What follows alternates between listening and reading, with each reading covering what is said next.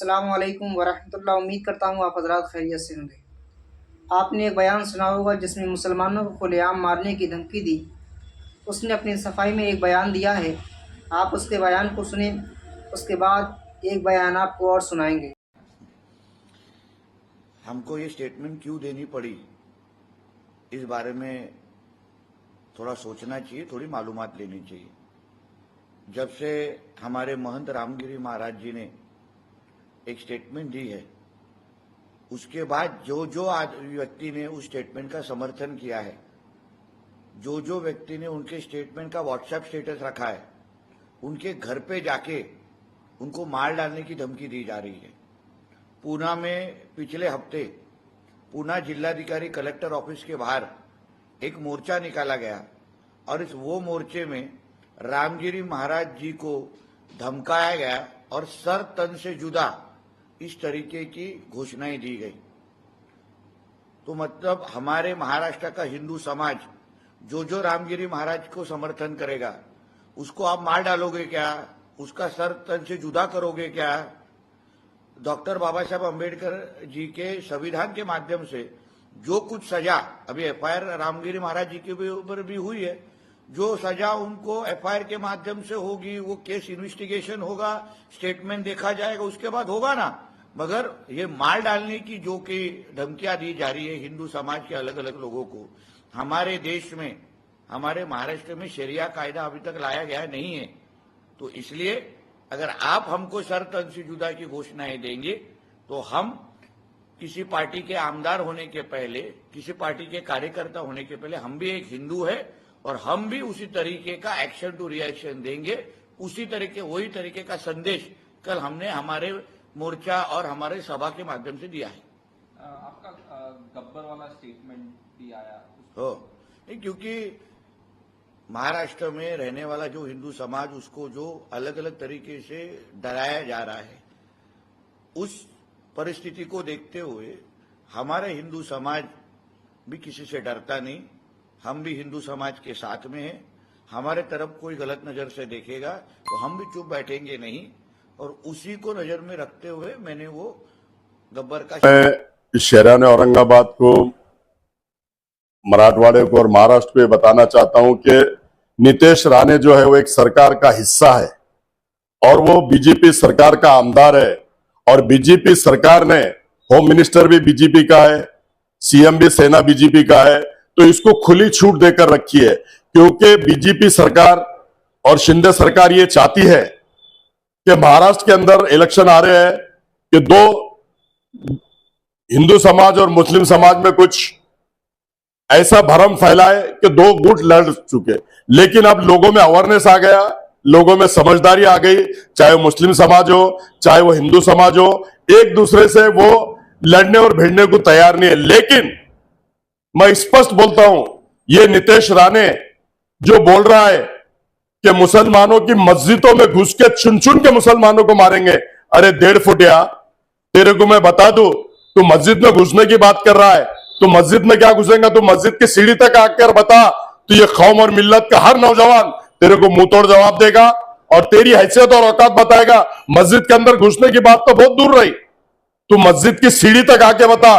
कौम और मिल्लत के नौजवान साथी में इतना जज्बा है कि देखा होगा आपने हुजूर के शान में जो गुस्ताखी की गई, वो मलून के खिलाफ भी कितने लोग रोड पर आए।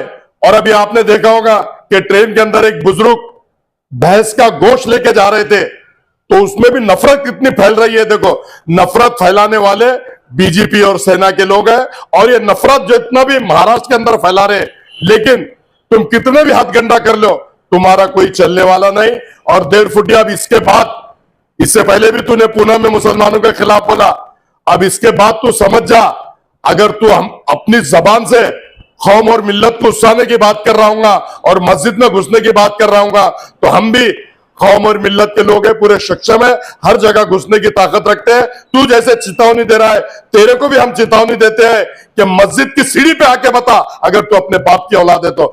आपके माध्यम से स्पष्ट मैं ऐसा कहना चाहता हूं, और मैं महासंचालक से महाराष्ट्र के हर पुलिस डिपार्टमेंट से गुजारिश करता हूं, एसपी साहब से गुजारिश करता हूं, पुलिस कमिश्नर साहब से गुजारिश करता हूं कि ऐसे भाषा करने वाले और जो दो समाज में तेढ़ निर्माण करने वाली भाषा पर अंकुश लगना चाहिए।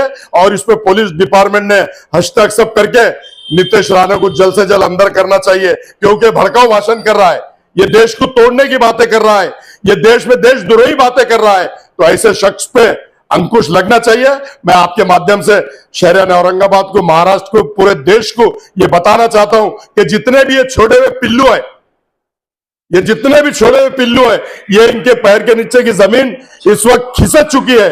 और ये लोग चाह रहे हैं कि महाराष्ट्र में कुछ ऐसा दो समाज में हो जाए, हिंदू मुस्लिम करके, ये वापस अपनी सरकार लाना चाह रहे हैं। तो मैं समझ ले 1.5 फुटिया तेरे को बोल रहा हूं कि इसमें आज तक मुसलमान में भी समझदारी आ गई, हिंदू समाज में भी समझदारी आ गई। और हम, आपने देखा होगा रामगिरी महाराज ने जो हरकत की, तो मुस्लिम समाज रोड पे आया, धरना दिया, आंदोलन दिया, पुलिस स्टेशन पर आके अपने पूरे लोगों को जमा करके, लेकिन लोकशाही पद्धति से भारत रत्न डॉक्टर बाबा साहब अंबेडकर ने हमको संविधान दिया हुआ है, हम उस संविधान के तहत धरना, मोर्चा, आंदोलन सब करना जानते हैं और हम करके रहेंगे।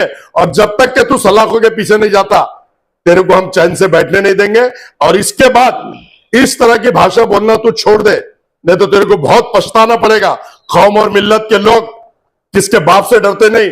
और आपने देखा होगा कि मस्जिद में घुसने की बात कर रहा है, मस्जिद अल्लाह का घर है। हुजूर की शान में अगर कोई गुस्ताखी करता है तो हजारों लाखों लोग रोड पे आ जाते हैं और उसको फांसी दो बोलते हैं। और तू मस्जिद में अल्लाह के घर में घुसने की बात कर रहा है, तो तू समझ ले कि तेरे साथ क्या हो सकता है। कौम और मिल्लत सक्षम है, हर तरह की लड़ाई लड़ना जानती है और हर तरह का जवाब देना जानती है। आपके माध्यम से उसको मैं इसको मुंह तोड़ जवाब दे रहा हूं, ऐसा मैं कहता हूं। रामगिरी के खिलाफ पूरे महाराष्ट्र में 20 से ज्यादा एफआईआर हुए, फिर भी उस पर कोई कार्रवाई नहीं। क्या कानून कमजोर है या कानून के रखवाले कमजोर है, या महाराष्ट्र सरकार का ये? देखो, महाराष्ट्र सरकार का उसके पीछे हाथ है। आपने देखा होगा सीएम ने नासिक के अंदर स्पष्ट भूमिका से पब्लिक में कहा है कि इसके बाल को भी धक्का लगेगा और इस तक कोई पहुंचेगा नहीं। अब जब सीएम ही उसको प्रोटेक्शन दे रहा है तो डिपार्टमेंट तो सीएम के अंडर में रहता है ना, तो अगर वो दे रहा है तो। लेकिन इसमें कोर्ट में भी हमने जाने की बात की है, लेकिन कोर्ट के अंदर उसको जो धाराएं लगी हुई है वो धाराएं क्रिमिनल नहीं है, इसलिए कोर्ट में इंटरटेन नहीं हो सकता। ऐसा मेरे अनेक वकीलों से बात हुई, उलमा मौलाना से भी मेरी बात हुई। और इसको ज्यादा हम जब तक कि उसको अंदर नहीं कराएंगे, चैन से मुसलमान बैठने वाला नहीं, हम भी चैन से बैठने वाले नहीं। आपके माध्यम से स्पष्ट हम बताते हैं। अगर रामगिरी पे कार्रवाई हुई होती तो नीतीश राणे जैसे कुछ बोल ना पाते, ऐसा आपको लगता है? ये देखो, इससे पहले भी आपने देखा होगा ये विधानसभा में हमारे बाला साहब अंबेडकर ने एक बिल लाने की बात की थी। अगर वो बिल डाला था, लेकिन ये जातिवाद सरकार ने उसको पास नहीं किया, उसको रिजेक्ट किया। लेकिन अगर वो बिल पास हो जाता तो अरे रामगिरी महाराज का और नीतीश राणे का, इनके बाप में भी दम नहीं इस तरह की भाषा करने। जब बिल बन जाएगा और जब कानून बन जाएगा, कड़ी शिक्षा एनीबॉडी, हमारे हुजूर के लिए हर जो भी समाज के बारे में, अगर हम किसी के समाज के बारे में बोलते हैं तो हम पे भी कार्रवाई होना चाहिए। ऐसा वो बिल था और ऐसा बिल ये गवर्नमेंट ने जल्द से जल्द पास करना, नहीं तो आने वाली सरकार में हम लोग ये बिल को पास करने लगाएंगे। और किसकी मां ने ऐसा धरती पे वो लाल नहीं जानी कानून बनने के बाद में कि नीतीश राणे हो या रामगिरी हो, कोई भी इस तरह की भाषा कर सके, इस तरह के